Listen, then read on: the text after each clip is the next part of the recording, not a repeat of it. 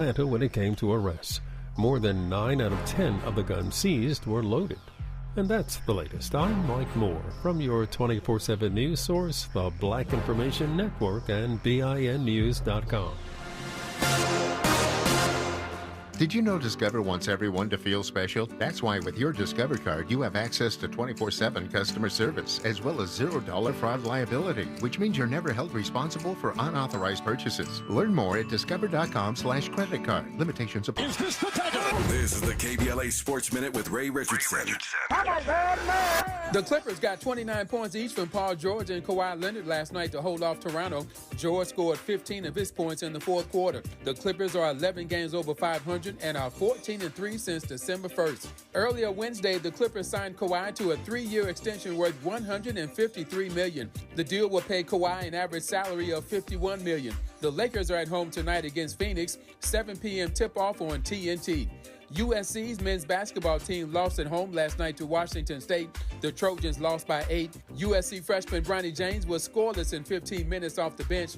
LeBron's son was 0 for 3 from the floor and finished with 1 assist and a turnover. Seattle became the 5th NFL team looking for a new head coach. Pete Carroll was fired Wednesday. The former USC head coach had been with Seattle for 14 years. No debates, no speculation, just the info you need. That's your KBLA Sports Minute. I'm Ray Richardson on KBLA Talk 1580. KBLA Talk 1580 and the Empowerment Congress, pursuing justice through participatory democracy. Listen to KBLA Talk 1580 Saturday morning, January 13th from 9 a.m. to 11 a.m. for an exclusive forum featuring the candidates for LA County District Attorney.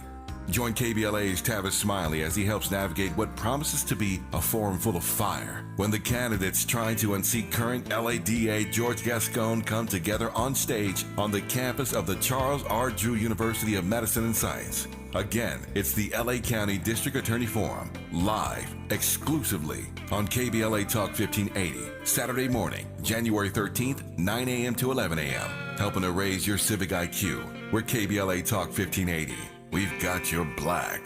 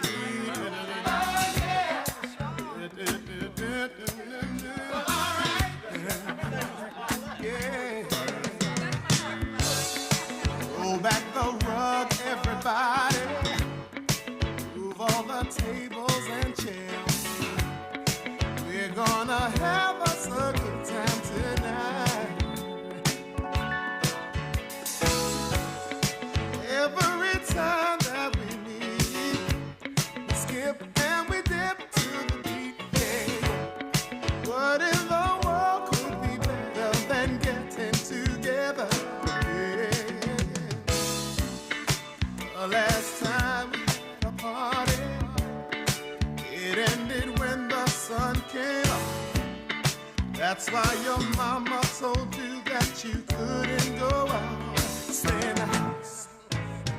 With apologies to all the Luther fans, this is talk radio. So I let it ride a little longer than I probably should have, but hopefully you felt that. I miss Luther. I miss that brother dearly and deeply. He sounds as good now as ever. The show must go on, as they say. We had a great first hour. Looking forward to a great third hour. Soledad O'Brien joins us today in our third hour to talk about a new documentary for CBS about affirmative action. So Soledad coming up in hour 3, but I am delighted. I've been looking forward to this conversation. It was actually booked some time ago, and something happened, and she couldn't quite get here. And I insisted that she be in studio, and she is here.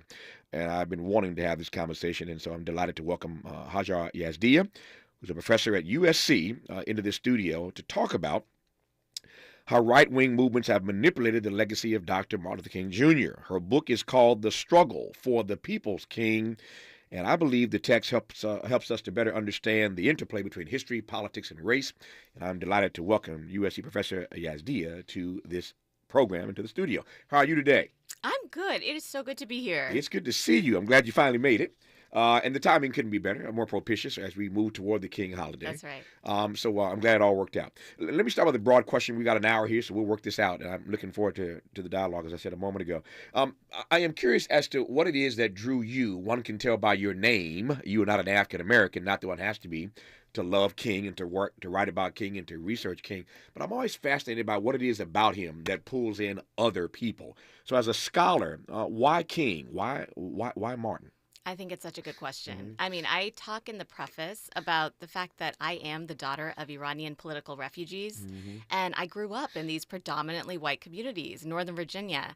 And for me, there was always this question of, where do I fit in within this kind of binary landscape of white and black, kind of being in between and having those constant questions of, where are you really from?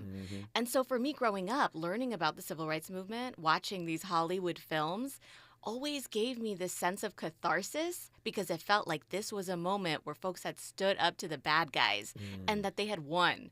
But I think the piece, and I say this in the preface, the piece that never sat right with me is that they had these happy endings. They always kind of made it seem like we solved the problem of racism and now everything was going to be great. White folks and black folks were holding hands and it was just up from here.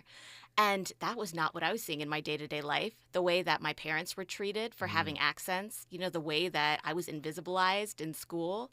And so for me, there was always this question, if we think that racism is over, what do we lose? What are the conversations that we can't have? So it was in kind of learning these histories of Black thought as I was growing up. It was James Baldwin, Audre Lorde. I mean, these were really the folks that drew me in and made me realize I was not outside the system of race, right? I was part of it. And if anything, I was actually situated right within white supremacy where upward mobility looked like positioning myself around white people, making them like me. So I think that was, for me, really the hook, where the civil rights movement always fascinated me, and then the fact that King became the face of the movement. That's really where I wanted to dig in and find out, for one thing, why is he the symbol that's so prolific? But then also, why has he been so whitewashed and sanitized? Now you sound like my friend Cornell West. That's right, the Santa classification. You got, look at this. I love this. That's his line. Let me just ask you, by the way, Dr. West is on this program on Monday.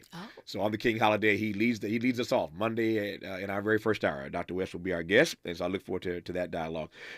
That said, and we'll get back to West and some of his formulations perhaps later in this conversation. But I am curious again as to how, and I love the way you answer the question and give us a sense of your backstory, mentioning the names of Audre Lorde and James Baldwin and others, and obviously you're a scholar. But give me a better sense of how the Black freedom struggle around the globe for cultures everywhere informs, inspires, amplifies, educates. You take my point. It's just fascinating for me to see how other cultures are impacted and empowered by the Black freedom struggle at which King sits in the center. That's right. Yeah. I mean, I think it always goes back to this crux of the people's histories and the fact that they get written out and power is always distorting them because the last thing power wants is for the people to come together and rise up. And so the civil rights movement, the Black freedom struggle, is a story of folks that came together with such few resources, no power in society, no status, and based on their own kind of commitment, right, to the longer vision, the idea that maybe we're not going to see change tomorrow, but that it's somewhere in the future and that we're going to keep fighting for it. I think that's really what inspires all across the globe because it speaks to all kinds of people that are rising up from below.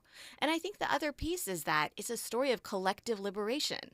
So it's this idea of the inescapable network of mutuality, right? The fact that we're all interconnected. And so there's no such thing as, just one group being in a struggle by themselves. Like all of us will be liberated together if we can pull these threads apart. I love it. Just getting started in this hour with Hajar Yazdia, professor at USC, sociology professor, talking about her work and witness as it relates to King and her book about the ways in which the political right have bastardized and demonized and pretzelized, twisted like a pretzel, his work and his witness. It should be a fascinating hour. I've been looking forward to this. I'm glad you tuned in right now to Tavis Smiley. You're listening to Tavis Smiley. Tavis Smiley. Ranked number 45 on the Heavy 100 list of the 100 most important radio talk show hosts in America. What is dedication? My biggest fear in the middle of my addiction was that my kids wouldn't have a father. And I started thinking, you know what? This isn't my story. I definitely had to become a better man to be a better father. It's important to me that my kids are empowered and truly believe that if they can think it, they can do it. That's dedication. Visit fatherhood.gov to hear more. Brought to you by the U.S. Department of Health and Human Services and the Ad Council. Joey from Vermont, a farmer trying to get through the winter. Adriana from South Carolina, a single mother living paycheck to paycheck. Liam from Ohio, an injured father struggling to provide for his family. Hi, I'm Shanola Hampton, and I support the Feeding America network of food banks because they help provide over 6 billion meals to people in need each year. Learn more at feedingamerica.org. KBLA Talk 1580 is the exclusive media sponsor of This Light of Ours, activist photographers of the Civil Rights Movement, a dynamic new exhibition on view now at the Skirball Cultural Center in Los Angeles. This Light of Ours showcases more than 150 photos taken by movement insiders from diverse backgrounds that reveal the vital work undertaken by a broad coalition of organizers and everyday people whose collective action changed America. This Light of Ours is one of 3 temporary exhibitions currently on view at the Skirball, which together explore issues related to civil rights, immigration, and pluralism. Tickets and more information for all 3 exhibitions are available at skirball.org. That's skirball.org. SKIRBALL.org. For all of us, this generation and the next, there is simply no place in our lives for litter. And yet, it's everywhere we look. And unfortunately, it does belong to all of us. So, let's come together and create a litter-free, clean California, once and for all. Remember to properly dispose of your trash and recycling. Secure truckloads with tarps to keep debris from flying out. Clean out your car when you're at a gas station. Take pride in your community by organizing a cleanup event. Or join a cleanup event near you. Zero litter is the goal. Join us at cleanca.com. That's cleanca.com. Let's do it. Together. Brought to you by Caltrans. cleanca.com.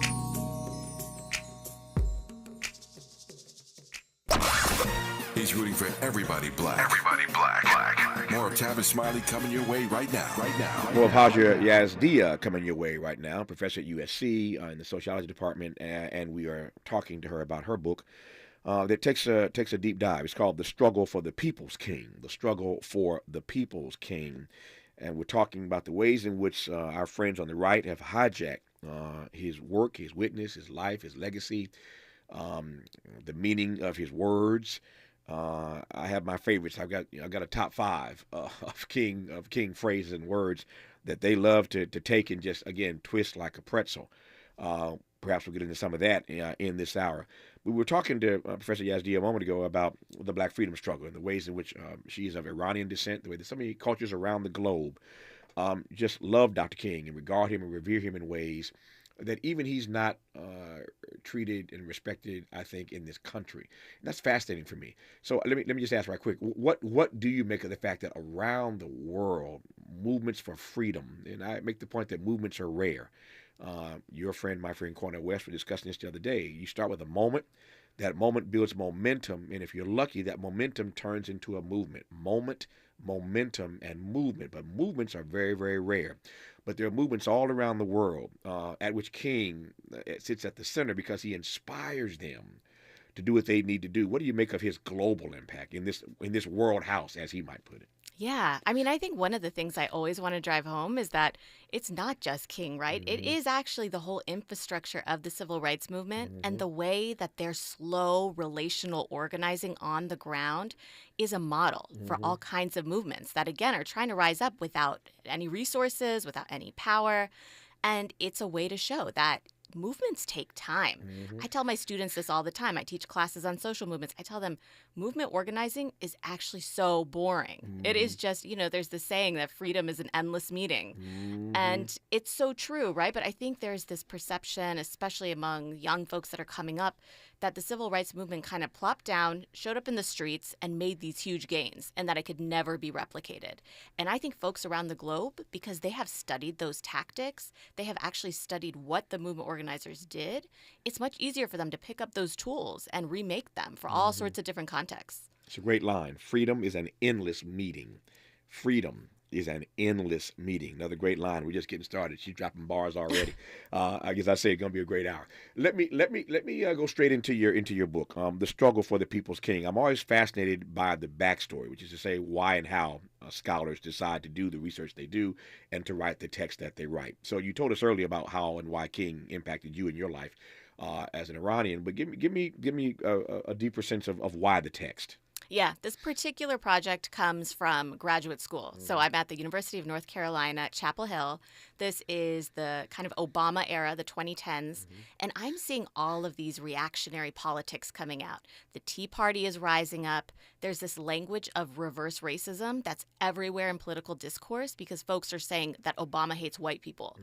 And for me, it's this question of how is it that in all of these political invocations, they are using King's words. They are saying that Dr. King would be opposed to these special rights that go to Black Americans and minorities. They say he would be opposed to voting rights. And this question for me is like, how do we get to this point where this can be in a mainstream stage and be taken seriously? Dr. King's words flipped on their head and used against the very causes that he fought for. So you start researching. Yes. Tell me the story. Yeah. So, the project starts with really thinking about that Abigail Fisher case. And if your listeners don't remember, this is the mediocre white girl who didn't get into University of Texas at Austin. And she tries to take affirmative action to the Supreme Court. And ultimately, she's not successful. But now we've seen, that really starts off this trajectory of trying to repeal and using the words of King to do it. And so that's the case that gets me looking at legal cases specifically and thinking about this movement toward colorblind constitutionalism, which is the quote unquote race neutrality in law that folks are fighting for. This is folks on the right. And as I'm looking at that story, that's when I realized that this is a long phenomenon. This does not begin in the Obama era. And I did not expect in the book to have to go and do my research all the way back to 1980, but that's what ended up happening because I realized that so many of these false uses, the distortions of history, were rooted in the making of the King holiday. And that is the 15-year battle from 68 to 83 when Reagan finally signs this law, begrudgingly, right? He does not want to sign it. And he hates King. He hates civil rights. He has fought against it. And it's a moment where the language he uses to represent King in that pivotal moment becomes the basis of so many of these co-optations. Not long ago, we had a powerful hour on this program with Michael Eric Dyson, professor now at Vanderbilt, talking about he was here the day of the 60th anniversary of Reagan signing that bill into law. The 30th anniversary, rather, of Reagan signing that bill into law. And we talked about the fact that Reagan, to your point, did so begrudgingly. Didn't really want to do it. But more than that, to your point about Reagan not even being a fan of King, not liking King, I reminded the audience that day, as I remind the audience once again, that Reagan kicks off his campaign in Philadelphia, Mississippi. He does that where they murdered Goodman, Schwerner, and Cheney. That's where he announces. Now, this guy had been the two-term governor of California, but he goes all the way to Mississippi. Wow. To Philadelphia. I mean, some little small town. He's not even the state capital. It's not Jackson. He goes to Philadelphia to announce his campaign. Why? Because that is where they murdered Goodman, Schwerner, and Cheney. And it was clearly a shout out to states' rights. That's why he was there. But every time I think about this, my skin crawls because I was much younger then, of course.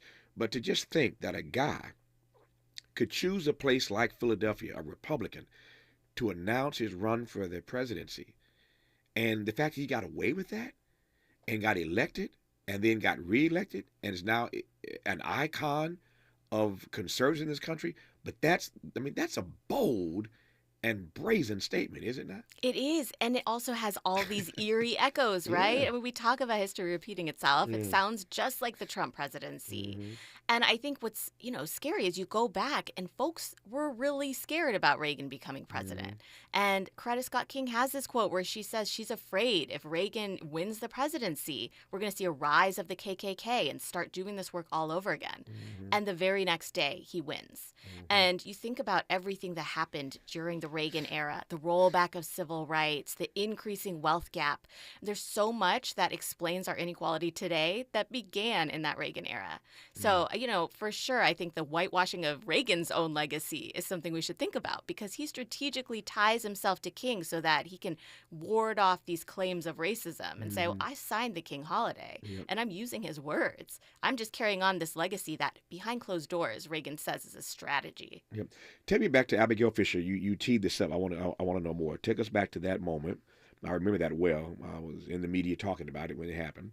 Take it back to that moment and remind us specifically of the ways in which they used King's words, twisted his words, to make the case against affirmative action, which we now know has been gutted. It is the same quote that everybody uses, which is to be judged by by the color of your skin, not the content of your character. And you know what is sad is that in so many of these invocations actually flip it, and they'll say, the color of your skin and not the content of your character. Or sorry, the reverse. Sure. But I think what's tough is that it becomes a way for all sorts of groups. So this includes anti-abortion groups, family values activists who are fighting against LGBTQ rights, gun rights activists. They all end up picking up these certain phrases, like you said, the top 5 that are used all the time, and using them to represent King as this guy who really just cared about colorblindness. We weren't going to talk about race because racism was over. His dream was just for us to be kumbaya. And he was a really nice guy. He didn't disrupt anything. And so you think about how he gets invoked to shut down dissent and shut down the challenges against systemic racism. So in that Fisher moment, this is one of these early moments where he's being used against affirmative action, even though during the battles for the King holiday, one of the Republicans who's fighting against the holiday says that King was himself a racist because of his support of affirmative action. I remind this audience often that in all of King's writings, in all of his speeches, in all of his works, you will not find him ever uttering the phrase colorblindness. It is not a word or a phrase that he ever used. He did not believe in colorblindness, and so you will not find that word, that phrase, that formulation anywhere in his work and witness. You don't have to take my word for it. Go ask, David Garrow. Go ask Taylor Branch. Go ask Claiborne Carson. Go ask Lewis Baldwin. Any number of King scholars will tell you you will not find that phrase ever coming out of King's mouth about colorblindness. That is not what Dr. King believed, but that, again, is the argument that they advance. I laugh when I think about the fact that so many Americans, certainly our conservative friends, act like King only gave one speech in his whole life. And then they act like that speech only had one line in it, and that's the one line they know. Yes. And then they take that one line, to your point, to flip it, to make their argument that King would be opposed to corrective programs like affirmative action because he wanted people judged by the content of their character and not the color of their skin. It just shows, again, they have no interest in really digging deep into King's work, into his corpus. That is not what he meant, but it's fascinating how they do that. Let me ask you how then, in your work, you see a through line from Abigail Fisher until now with people, again, misappropriating King's words. Yeah, I mean, the story in the book actually goes back to the 80s. And so I actually do want to kind of take that longer view because I think it's important to show that it's an accumulation of these conservative strategies. I mean, through the Reagan presidency, it really is this fight for states' rights and rolling back civil rights. But during the Clinton presidency, the reaction to Clinton being a quote-unquote liberal is all of this kind of Newt Gingrich contract with America business where it becomes a fight against, LGBTQ rights. That's a really big one in the 90s because gay rights movement is calling themselves the new civil rights movement. And so they're not just countering it. They're not just saying, gay is not the same thing as black. They're also now claiming that they are the new victims. So they're saying that Christians are under threat. They are the new minorities. they are the new black people, and they are using King's words to do it. So that's how you end up in this kind of position of white victimhood that undergirds all of the culture. So you get a Fisher moment where white folks actually buy that, yeah, maybe they are the new minorities. Maybe they are under threat. And what I say in the book is that when you actually look at that trajectory, it predicts the Trump presidency.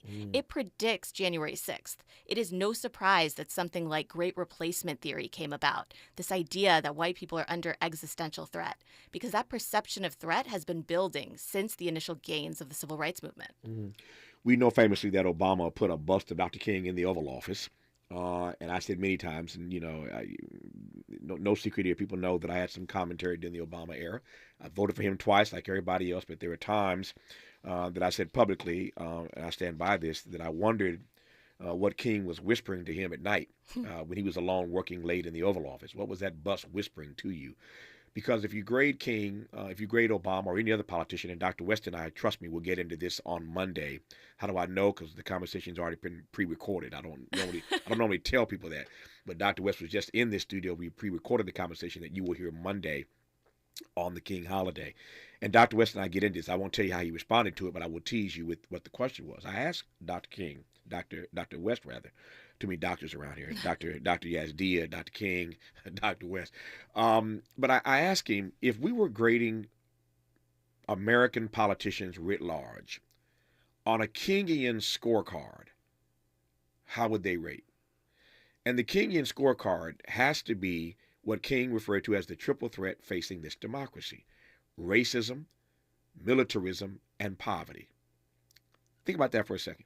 If you were grading every president, every member of the Senate, every member of the House, your local leaders, if you were grading them on a Kingian scorecard, that the greatest triple threat to this nation are those three things: racism, militarism, and poverty. We could add to that, of course, climate change and a number of other things now, but that was King's scorecard. If you were grading them on just what they've done on militarism, just what they've done on poverty and racism, how would they rate? That's how, when I go to the polls, I decide who I'm voting for. How do they stand up on King's scorecard? I raise that because we're in this moment now, obviously, of a political season. And we're talking about this through lines. I want to ask about Biden and I want to ask about Trump. Put you on the spot. Okay. So connect Biden and King for me and tell me what you see.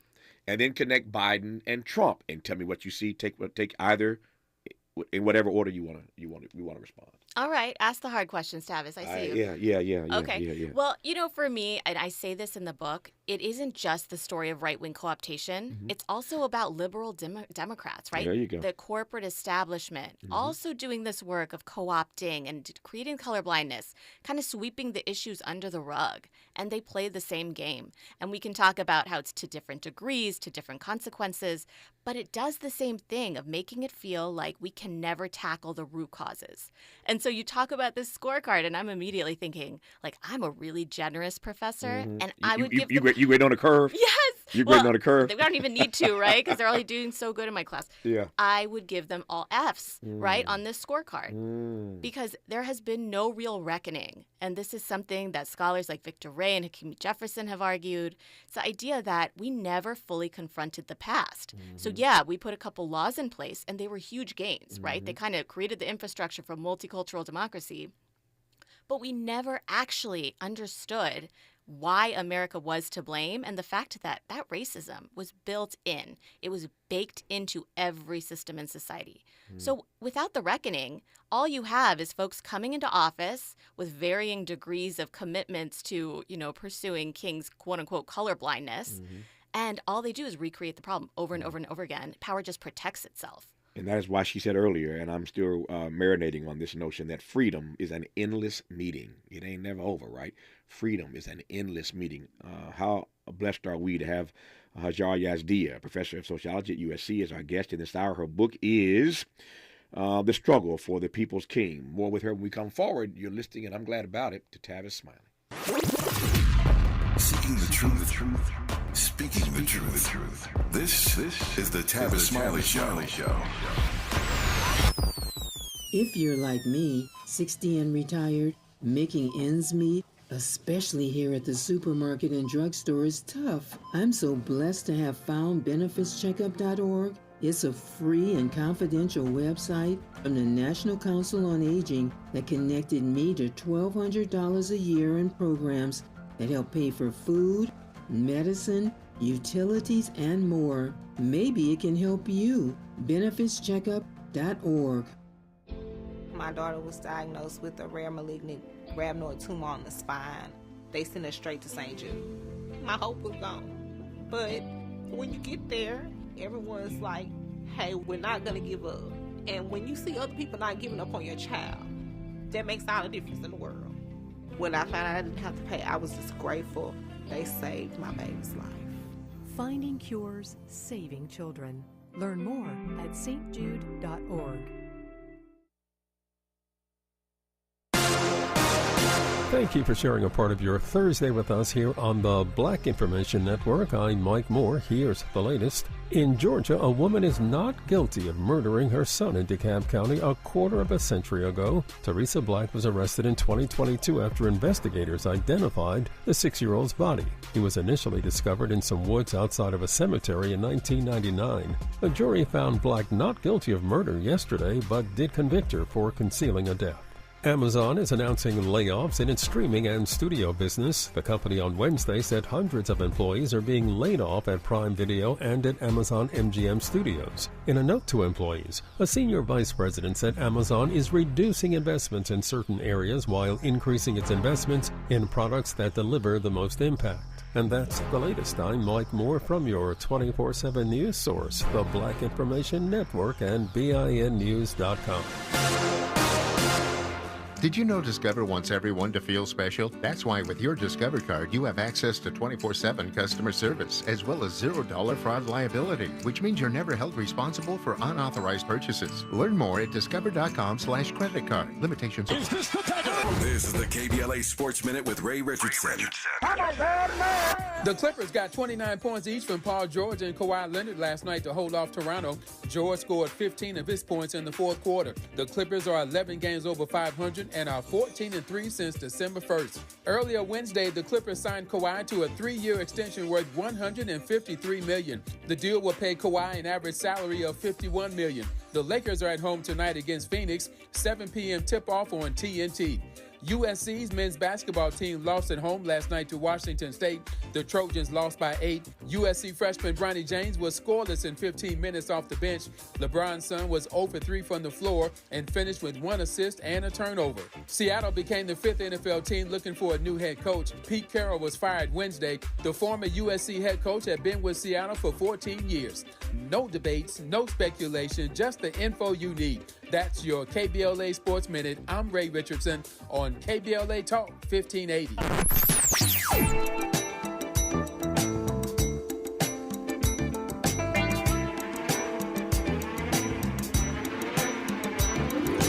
This is KBLA Talk 1580. Talk radio. That's music to your ears.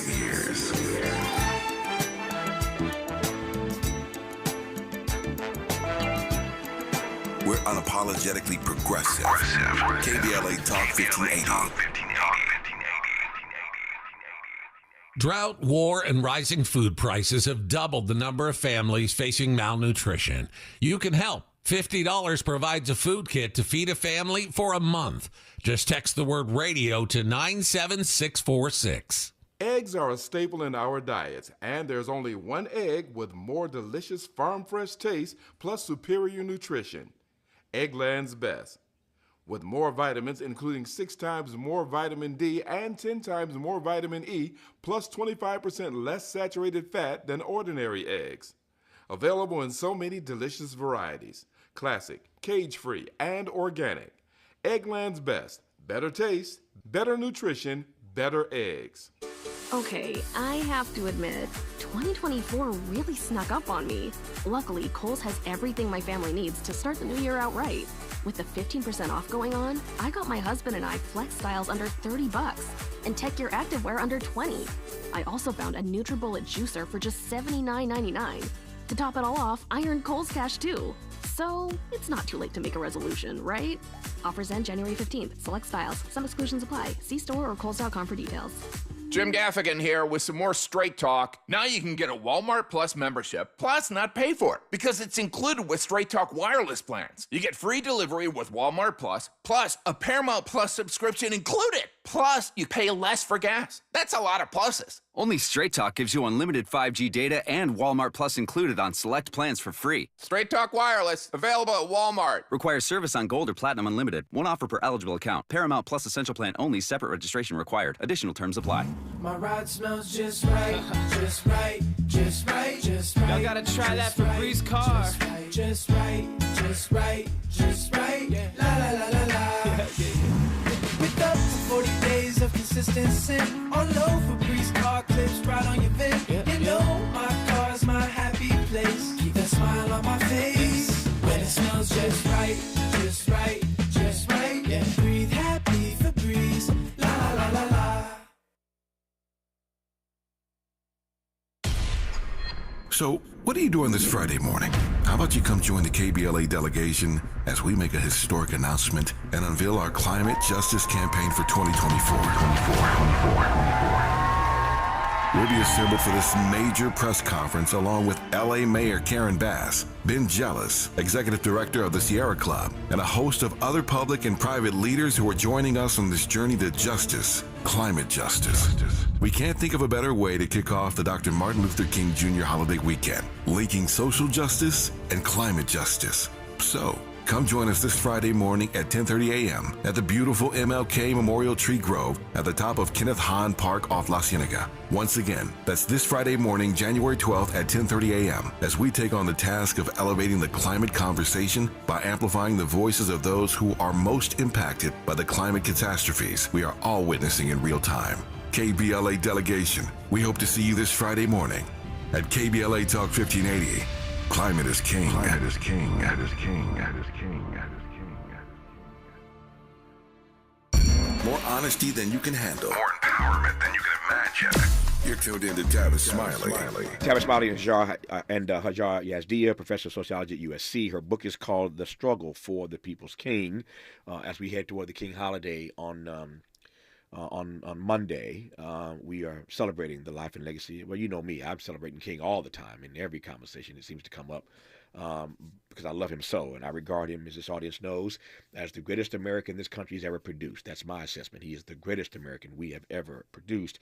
And yet I have concerns about the ways in which the farther we get away from his time on earth, he is being maltreated. His words are being bastardized and misused. He's being manipulated for people's causes and ends and aims. I'm troubled by that, as is Professor Yazdia, and that's why she wrote the book, The Struggle for the People's King. Let me start now by asking why it is you think, and we were discussing this a bit during the break, why you think it is that we are so afraid to wrestle with the radical king. Yeah, the inconvenient king. Yeah. I think if you think about the way that power reproduces itself, I mean, power does not yield unless you make it. Mm-hmm. And so it has created the story that's top down, like it's a story that gets handed down, it's institutionalized, it's protected by folks in power, including politicians and media. And that's the story that has to defang him, because if we were to know the radical king, then he would become a kind of muse, right? And we would continue his unfinished work. And that's not to say we haven't. And actually something that I say a lot in the book is that it really has been Black communities keeping his true legacy alive. But that is not the legacy that shows up in the media, right? And I think one of the problems is the media complicity story. I talk about how in this quest to quote-unquote represent both sides, they have perpetuated these false histories. And if anything, those are the ones that are sensationalist, they get the front page, and so the resistance from below is just not getting the same due shrift. Let me ask you this. When we talk about King and celebrate him, always seem to overlook a number of things, obviously, but one of those things, as it occurs to me, is that King was never afraid. As a matter of fact, his whole essence was about putting love in the center of the public square. I once gave a speech where I asked that question. My theme was, whatever happened to the notion of love in the public square. There are a number of ways to get at that. There's King, there's Bobby Kennedy, there's Mahatma Gandhi, there's even Mandela. There's so many ways to get at this conversation about whatever happened to the notion of love in our public discourse, in the public square. And by love, I don't mean that syrupy thing. I mean by love that everybody is worthy just because. Not because of your last name, not because of your pedigree, where you went to school, how many degrees you have, how much money you make, what neighborhood you live in, what kind of car you drive. No, none of that. The fact that everybody, each life is worthy and precious just because, full stop. That was King's essence, and that was his belief, as you well know. He put that in the center of the public square, and nowadays that seems not to exist. You talk about love these days, you get laughed out of the room, even with that definition. That's important to me because if we could ever accept that definition, King's definition of love, that everybody's worthy just because, and beyond accepting it, if we could actualize that in our politics, in our other work and witness in this country, that would mean that everybody would be treated a bit differently. If we're all worthy just because, that means that everybody deserves access to equal high quality education. It means that everybody has access to living in a good, decent, clean environment. You take my point. If we could ever actualize that. I raise that simply to ask why you think it is that in our celebration of him, we lose sight of the one thing that he put in the center of the public square. King said many times, as you well know, that love is the most powerful force in the world, the only thing capable of turning enemies into friends. And yet when we talk about him, we don't raise that issue, and those who want to take his words and twist them definitely don't want to do. They don't want anything to do with that part of King, that love notion, that love potion, if you will. What do you make of that? I love that question, and I think about that all the time. I actually wrote an op-ed. It came out yesterday, and it thinks about his take on peace and the fact that for him, peace was not about the absence of tension. It was about centering this radical love. And I think a lot of it is the fact that our society is built on racial capitalism, which does not just prevent us from seeing love within other people, it's also preventing us from loving ourselves. And it's just easy to think about love as kind of ooey gooey, just be nice to one another sentiment that you teach children, but ultimately isn't a real way to live your life. I think a radical love that's actually based on common humanity and seeing the human dignity in every person, that requires a redistribution of resources. It is not just about a feeling. And I think it's the part that requires a shift in power, a shift in resources. I mean, that's the part that people don't actually want to get on board with because people do not want to give up things. And radical love does require giving things up. I want to ask you a quick question before I do that. So tell me more about the op-ed piece. I'm fascinated by it, particularly as it relates to King and peace in this moment. Yeah, I mean, or the lack thereof, I should say. Yeah, exactly. Yeah. I mean, that's really how it was solicited, was thinking about how King actually felt about Israel and Palestine. And for me, I started the piece by saying, yes, we can look at these specific quotes. I mean, we've already seen Amy Schumer fighting. Bernice King had to fight back and say, my dad wouldn't say that. But that is not the argument we should be having, because what King actually believed in was this anti-militarism where violence would beget violence. Violence would only create more strife, and it would be a cycle that would never end. And so when you think about that speech he gave at the Riverside Church, this is a moment where he stands up, and that political courage that it took in that moment, where 61% of the public was for the Vietnam War. And so it was a deeply unpopular stance to even stand against it. And he did it anyway, even though it meant losing political allies like President Johnson. He lost 50% of Black support after that. He lost civil rights leaders. And, you think about, you've written about the last year of his life. I mean, this is a moment when 75% of the public hate this guy. So you think about what it takes, the courage to stand for peace. And for me, it resonates so much with the way that we think about this moment, right? We could talk about safety and protection and all this, but at the end of the day, it's really about a radical revolution of values that he talked about, right? It's about centering love. Yep.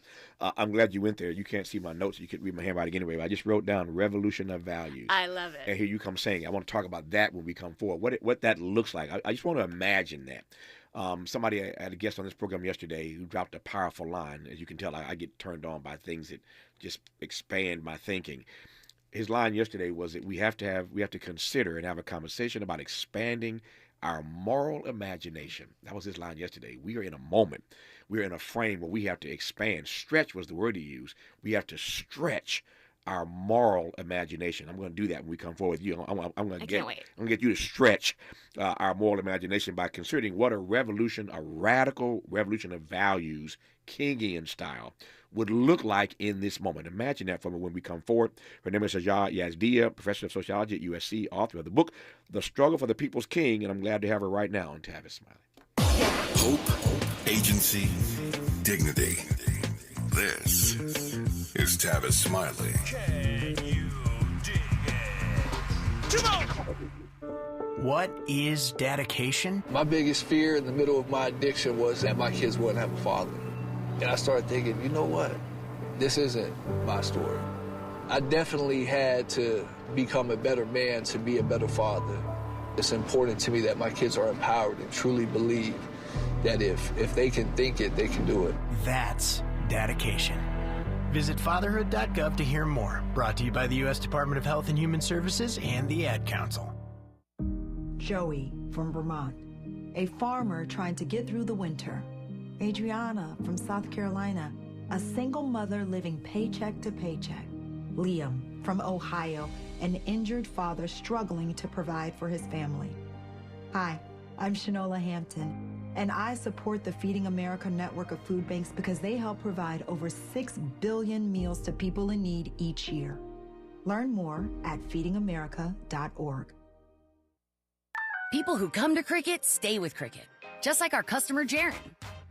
I'm the singer and guitarist in a band, and I use my Cricket phone for everything. It's basically like another band member.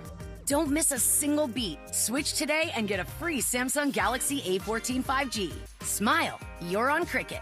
Real customer paid for testimonial. Must bring your number to Cricket on up to a $60 a month voice plan depending on device. Select models only while supplies last. First month service charge and tax due at sale. Cricket 5G requires a compatible device and is not available everywhere. Fees, terms, and restrictions apply. See store for details. She's so smooth. So I'm interrupting my own shower to remind you to treat your skin like the queen she is with Olay Hyaluronic Body Wash.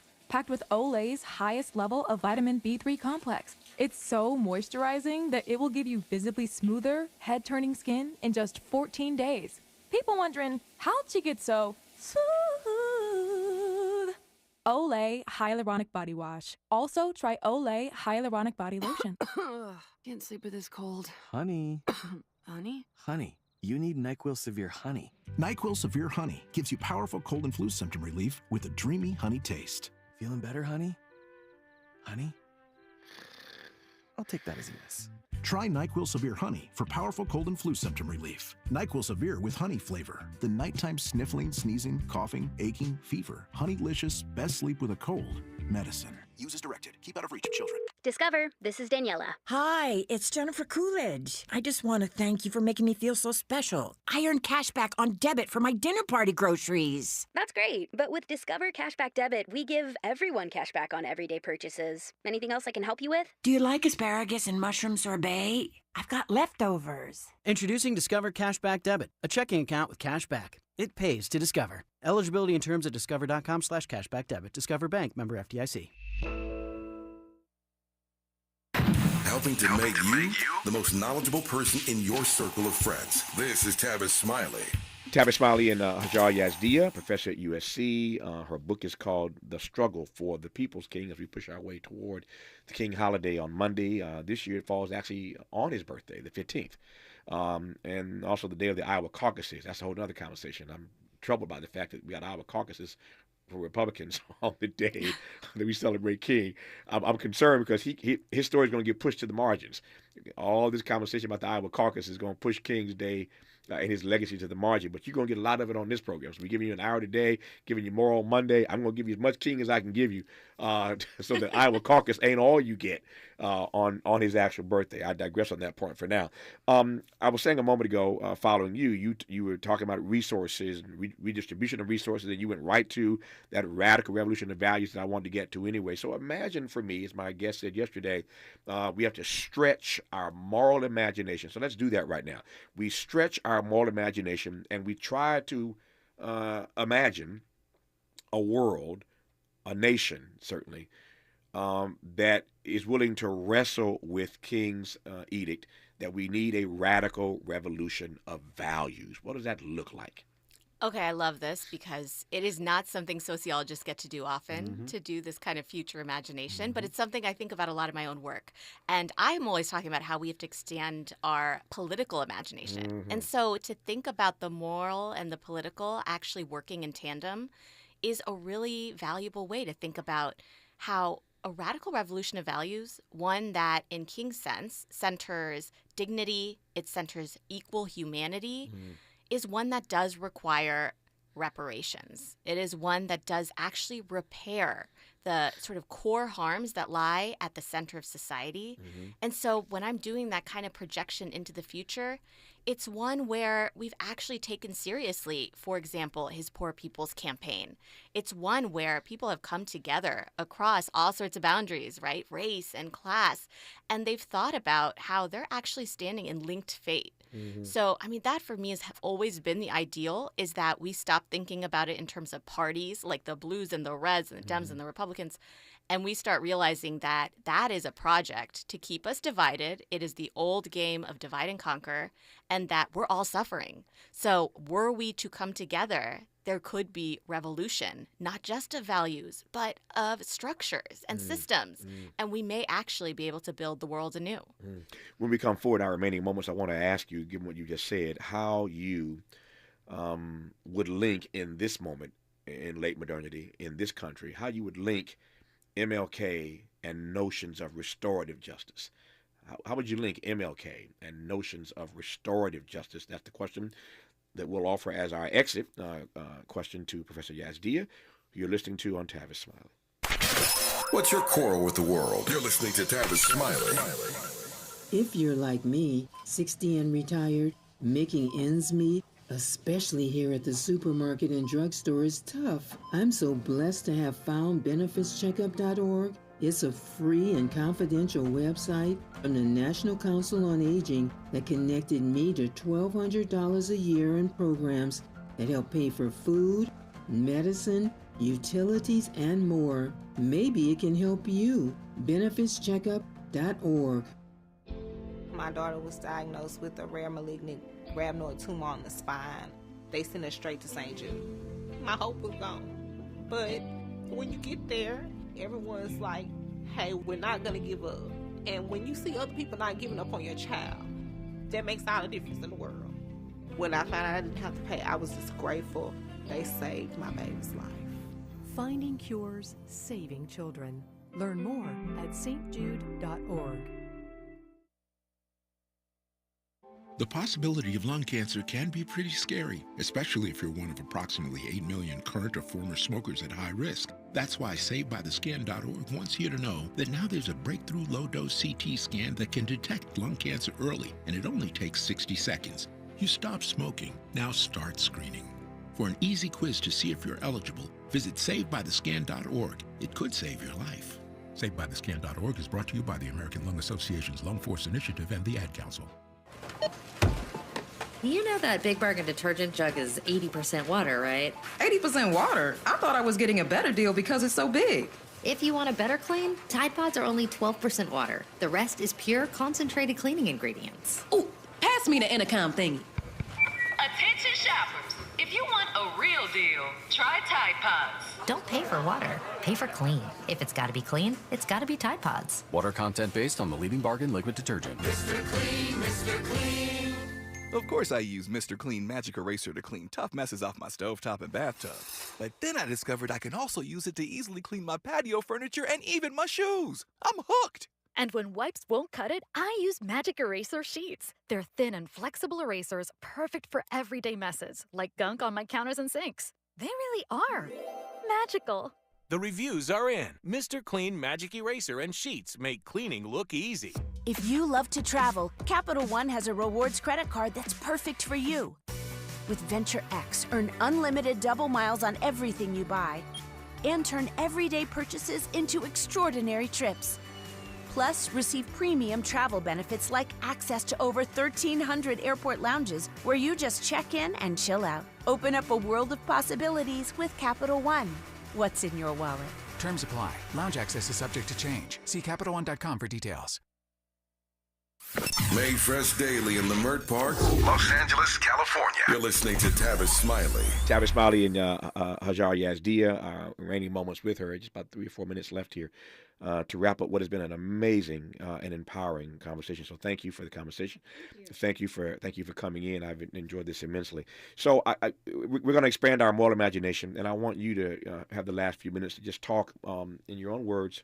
What other words could you talk in? Express yourself about this notion of a revolution of values, a radical revolution of values, and what that would look like in this moment. Yeah. I mean, you asked about this question of restorative justice and how it's linked to King and how he kind of guides us forward in this idea that, yes, so many harms have been committed, but is there some way for us to repair and come together? And for me, one of the greatest challenges of King's work is his conception of nonviolence, one that truly centers the radical love, that truly centers forgiveness and redemption.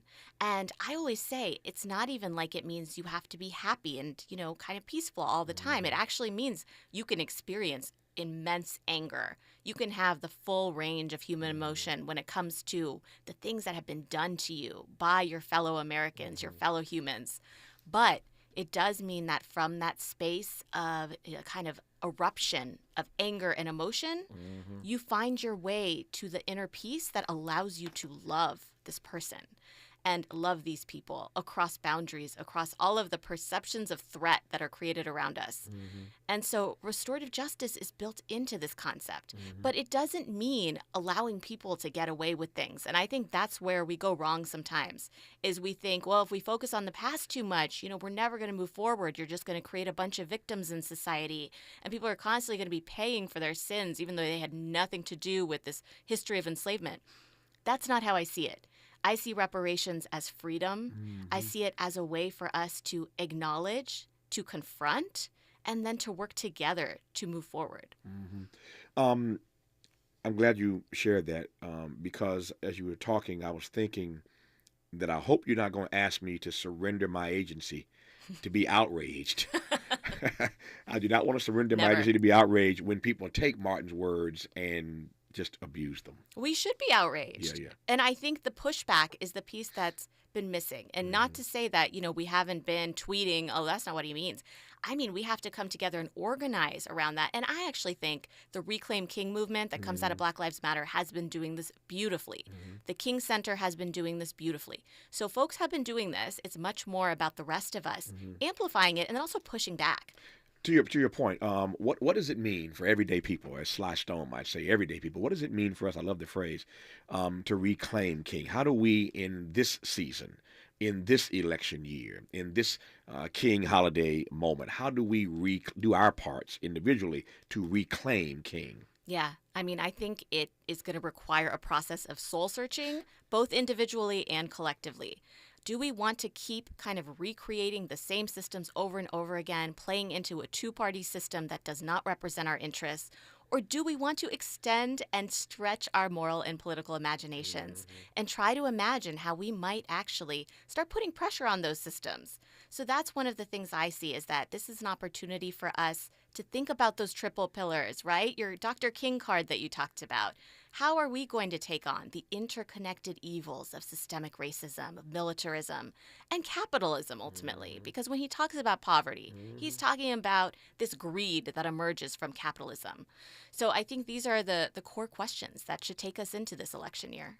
I can't do any better than that. Those are the core questions that should take us into and through this election year, which starts in earnest on Monday with the Iowa caucuses on the King holiday. So I think there's a great moment to link those two things together based on the questions that you've just raised for us that we need to be wrestling with throughout this year. Her name is Hajar Yazdia, professor of sociology at USC. Her book is called The Struggle for the People's King. The Struggle for the People's King.